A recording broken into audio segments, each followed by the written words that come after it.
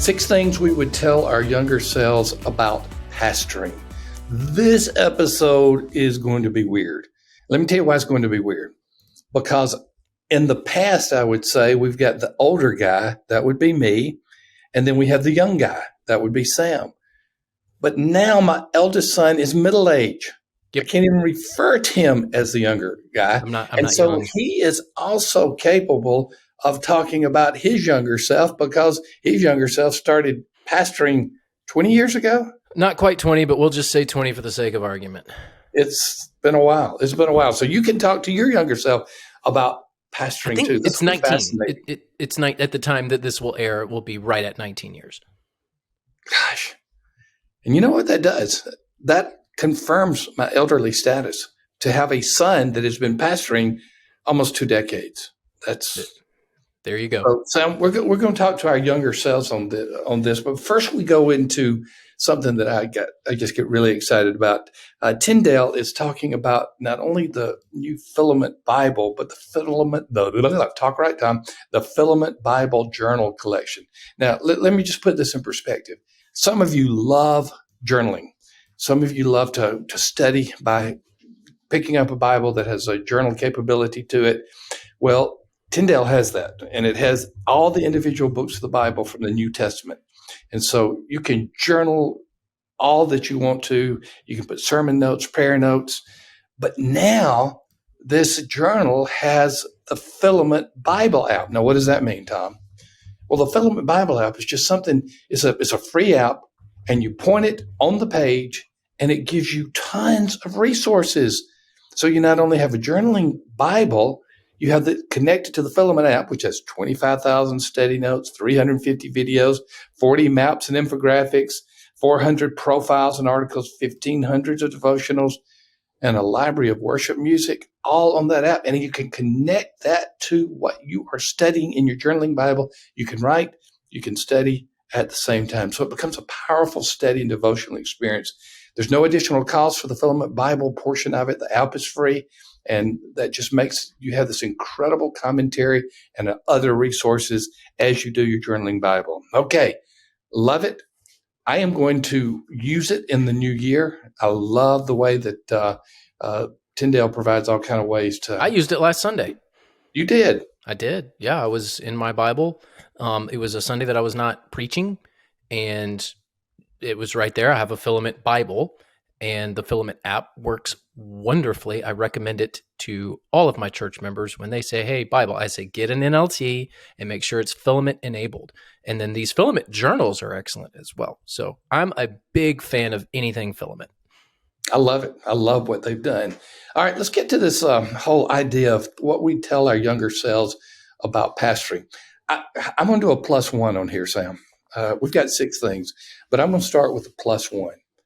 One of my most negative experiences was a capital campaign. Uh-oh. It was. And obviously, I don't think the company that we brought in is still in business, but I could tell horror stories about that. I wish I had my friend Mike Stottlemyre in Church Growth Services, where you just never hear horror stories about them and their generosity campaigns and their capital campaigns and their legacy campaigns.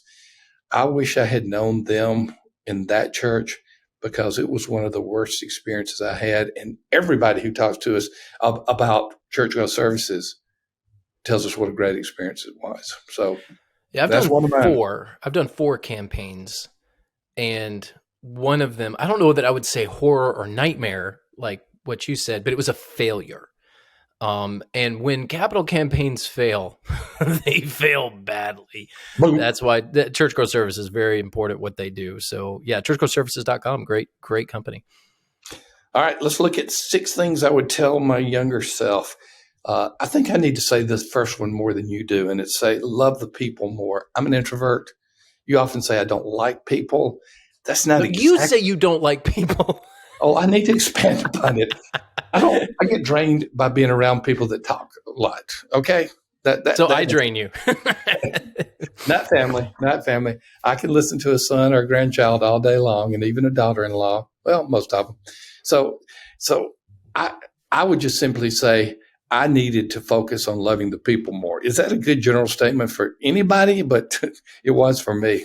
I have yet to meet a pastor who is been doing it 20, 30, 40 years, looking back and saying, yeah, I think I loved everyone appropriately. Mm, I think that I gave the right amount of attention to people. I think that I did well in this category. Every older pastor that I talk to says just this. I wished I'd loved the people more, spent more time with them. I wished I'd invested more. Now, maybe that's just this idea of, there's always more to do, and you can never do everything with everyone. And I right. think that, you have regrets just because of time constraints. But I think most who look back and honestly assess themselves can look back at least to seasons in ministry where it was way too much about processes, procedures, systems, and tasks, and not enough about people. It's a good word, and my younger self should have heard that a lot more. Make certain you're the first line of ministry in your church is your family. I say this quite often, almost to the point of redundancy from my perspective, but don't give either the church or family a priority, because then you start segmenting them. What you need to do is say, who is my first line of ministry within the church? And it's my family. Don't put one in opposition to another. Don't say, oh, I'm going to make my family a priority and the church will come second. That means you have them in opposition. Your role as a pastor is to minister to the whole church, beginning with your family. And you would be the best judge of this, Sam. But I would give myself a C plus to a B minus of taking care of my family while I was a pastor. Uh, my last pastorate, full time pastorate, ended in 94. I'm trying to remember Something like that. Long something time like. ago. So you were what I was been 14 in 14 '94. years old. So you may not have memory or perspective that would help there, but I know that sometimes, too many times, I gave church members the priority over my family. Yeah, one of the last memories I have of you being a pastor is a sermon illustration gone terribly wrong, where you ask us to interrupt the service. Do you remember that? No. So it was part of your sermon illustration. You told us to act up. I think it was a Sunday night service. And it was one of these things where, hey, I want you guys to like really start acting up, and I'm going to call you out, and it's going to be a sermon illustration. And I just remember it not going well at all. Oh gosh. Oh gosh.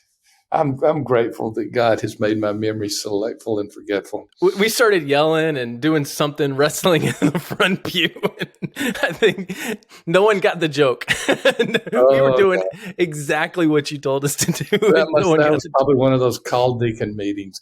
I, re, I remember one call deacon meeting when I said that we had this young lady who was going to give her testimony, but I did not know that her testimony was dancing.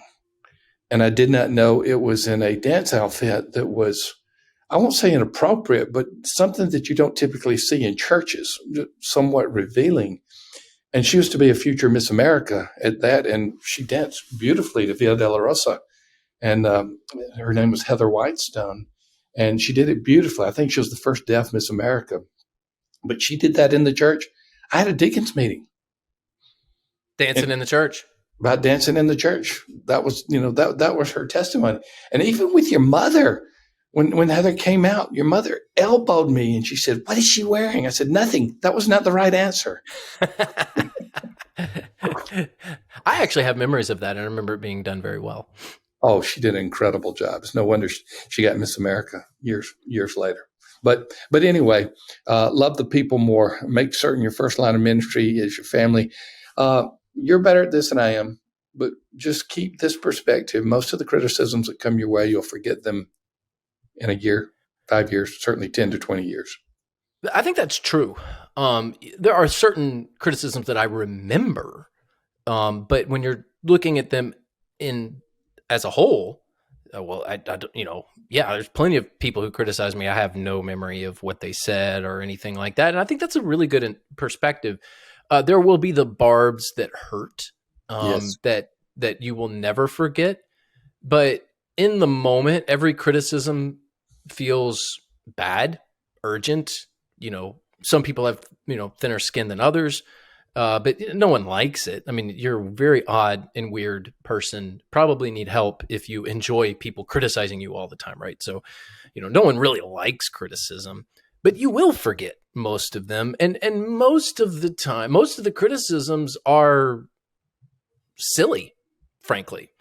It's somebody in a bad mood who's having a bad day, and they just use you as a target, and it doesn't even really amount to anything. True. And there's no malice behind it. It's just somebody spouted off about something, and you just happen to be around to hear it. And you will forget most of them. But we could talk about the ones that we haven't forgotten, because I remember the time my wife was criticized for a song she sang in church, and this elderly lady in the foyer of the church after service, very vocally criticized my wife. And I remember what I said back to her, which was, well, there are plenty of dead churches around here that would welcome another corpse if you wanted to go. I regret saying that. I must admit, it was a very good line. It isn't. Well, she never came back. She never came back to the church. Memorable, yes. Good, no. She was really pushing it hard with my wife, and then I wanted to defend my wife, but I probably didn't do it in the right way. Now I remember that one, but most of them, yeah, you forget.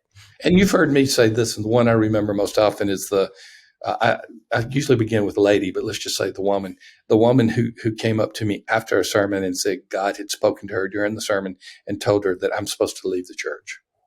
Mm-hmm. That was memorable. It's like, God didn't tell me that. I guess we have a word for church members. Don't become an illustration in a sermon or a podcast. Yes. I mean, that was back when you were 14 years old and you're 42 years old now, and I'm still talking about it. Yeah, but the point, obviously, we have there are memorable moments, there are memorable criticisms, and there are people who do have the intent of malice, but most people don't. The vast majority of them don't. And, you will forget most of them. And I wish that I could have told my younger self to just chill a little bit, because it really isn't that big of a deal. Well, the fourth thing that we would tell our younger selves is don't forget the big three. I'm referring here, first of all, to 1 Timothy 3:5, where how can we lead the church if we can't lead our family? We've covered that. That's one of the big three. Then the other two of the big three are found in Acts 6:4. Give attention to prayer and ministry of the word. Pastors are so busy that they can be too busy to spend personal time in prayer and in the word. They spend time in sermon prep, but it is not personal devotional time. I had that problem, but here's the thing about it. I'm not a pastor, and I still struggle with that discipline. Yeah, I would say, this is a soapbox for me. I don't see how anybody can get devotional moments from sermon prep. I think that they are two separate things with two separate purposes. You're studying scripture in both cases, but it's a different way of, viewing scripture and understanding scripture. And one is preparing for an audience that is the church. That's a sermon prep. The other is devotional. That's you personally. And I think when you conflate those two things, one, your sermons can get off base. If you're using sermon prep as devotion, well, you're not really considering your church. It's a bit of a selfish endeavor at that point. And then you might preach things you really shouldn't preach. Might be a little too personal. But if you're, conversely, if you're using sermon prep time for devotion, you're not really getting, but you're thinking of the church as you preach, you're not getting your own personal devotional time that you need. So I would just say, be very careful that you don't conflate devotional time with sermon prep time. I think they're two separate things. I totally agree. And that is one of the things I would tell my younger self, but then my younger self will be shouting at my 67-year-old self and say, and don't forget it. Continue to do so. This fifth one is the phrase that comes from Mark Clifton, fellow podcaster with us. And I can hear Mark say it. Brothers, You got to practice tactical patience, just tactical patience. You got to practice tactical patience. It's what he's known for, along with his International Harvester hat. Yes, yes. He's got a good brand there. Tactical patience means waiting on things to happen that you may want to happen a lot more quickly. And most of us have pastored established churches or even new church plants, and we all have this holy impatience, I guess, and sometimes unholy impatience. The more unholy impatience, I would Yeah. say. So talk to me. Where have you been unholy impatient? What week is it, right? What day is it? I would say that my first couple of, so I've pastored a few churches. Thankfully, I've been at West Bradenton now 7 going on 8 years and hope to stay, which will be our last point. So we'll get to that here in just a second. But I would say I felt an unnecessary urgency my first couple of years in a church. Like if I, particularly as a younger person, if I don't succeed with whatever endeavor it is, whatever vision it is, whatever program I want to implement, then I'm going to be a failure. And the church hinges, the success of the church hinges upon my ability to sell this to the people. It's a bunch of hogwash. All of the churches that I pastored are still around. Most of them are doing all right. And they really didn't need me. So I would just say tactical patience is very important. It's particularly those first couple of years. Yes, there are cases of churches that are dying, and unless there's some drastic intervention, they won't survive.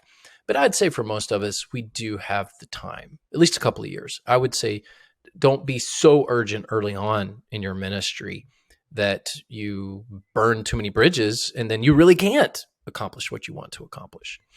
I don't know if this issue really falls under the tactical patience, but I'm going to talk about you for just a moment. Your church in Bradenton, Florida, went through and came out of COVID and the quarantine like many other churches. You had the attendance declines that resulted during the pandemic, and you've had a desire to get the numbers back to where they were, and they're almost there now. They're almost there, but yeah, almost, not quite. And I've heard say, I'm ready to get back to where we were. And from my perspective, your church is way ahead of the curve compared to most churches. But you feel the issue because you have a big room, the worship center, the sanctuary, and you have 3 services. And if it wasn't for a parking issue, you'd probably have 2 services instead of 3. That's exactly right. And when we regathered after COVID, it was less than half. And we kept our same schedule. And so there were some of those services where, because it was a strategic decision, because we felt like if we can, whether it was right or not, I don't know. I guess I'll never know because that time has come and gone. Should we have scaled back? We didn't. And there were some services on some Sundays where it felt like nobody was in the room. There were people there, but it was empty. And we just have kept pushing forward. We've very intentionally kept our same schedule, and we have built it back. We're almost back to where we were before the pandemic. Of course, the church was as big as it had ever been right before the pandemic in the history of the church. So we were kind of up against ourselves there. Right. But in the process, our average age has dropped about 25 years.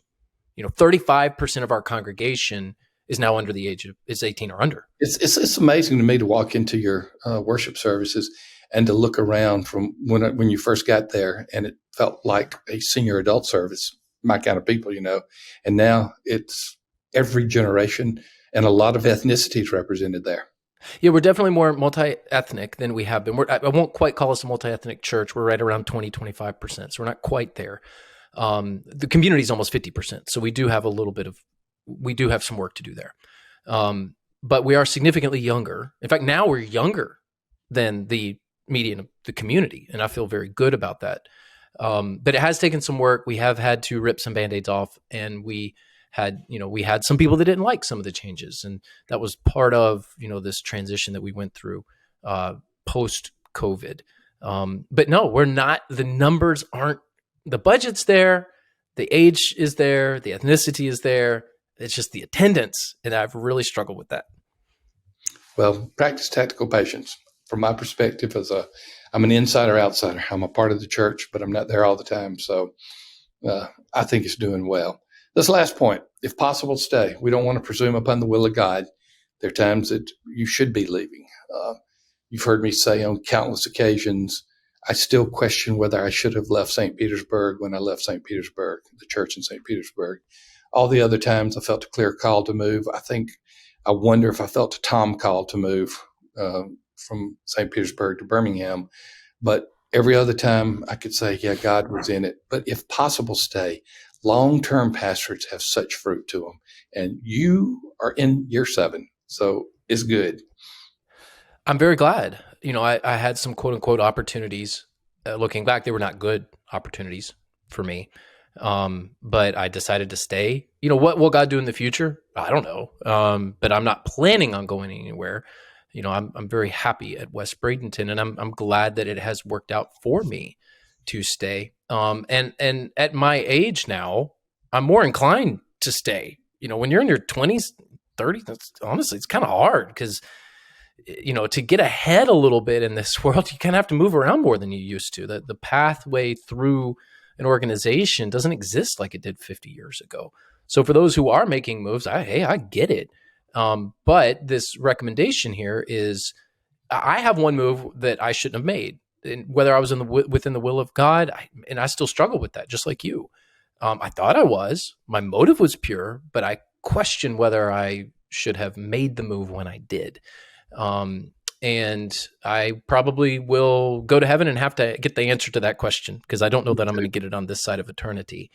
So I certainly have one regret when it comes to a move. And maybe God wasn't in it. And I'm still struggling with that. So if possible, stay. Certainly understand if you're young and moving around. Hey, I did too. But if it's better to stay if you can. What is ironic in this part of the conversation is that the church that I wonder if I should have stayed, if I was in the will of God by leaving, is on one side of the Sunshine Skyway Bridge, and you're on the other side. That's true. Church. Yeah. I made my way back here to Florida. I left Southwest Florida, and now you get to live Southwest Florida. I have zero regrets about where I live. If you're talking geography, zero. This is paradise. So 6 things we would tell our younger selves about pastoring: love the people more, make certain your first line of ministry in your church is your family. Don't worry so much about the criticisms. You'll forget most of them. Don't neglect the big 3, your family, time in the Word, prayer, practice, Mark Clifton, tactical patience, and if possible, stay.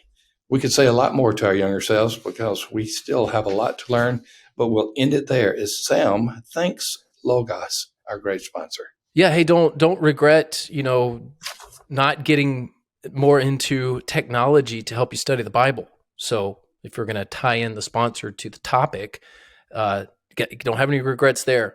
And one of my regrets is I wish I would have gotten Logos sooner. Yes. Because now that I've been in it and I'm a user now, it is amazing. So they have introduced Logos 10, this new release from the leaders in digital Bible study. I love it. Logos takes you beyond Bible reading and into deep studying of Scripture. This is something I use all the time personally, so it's very easy for me to say, hey, go get Logos. If you haven't done the upgrade, do the upgrade. If you've never had it, go check it out with Logos 10. Sermon Manager is now on iPad, so visit logos.com/churchanswers to find the best Logos package for you. Again, logos.com/churchanswers. This is an amazing tool, something I love. I absolutely love the fact book. It's just like my default search engine. Anything theology, Bible, Christianity, I'm not going to Google anymore because who knows what kind of results that's going to pull up. I go to the trusted resource that is Logos. And with Logos 10, it is now lightning fast. So logos.com/churchanswers. Thank you, Logos. And thank you, listeners, for tuning in today. Don't forget to rate, review, and subscribe wherever you listen to podcasts. We certainly appreciate those of you who give us good reviews and good ratings. And thank you again for tuning in like you always do every week. We'll see you next week on the next episode.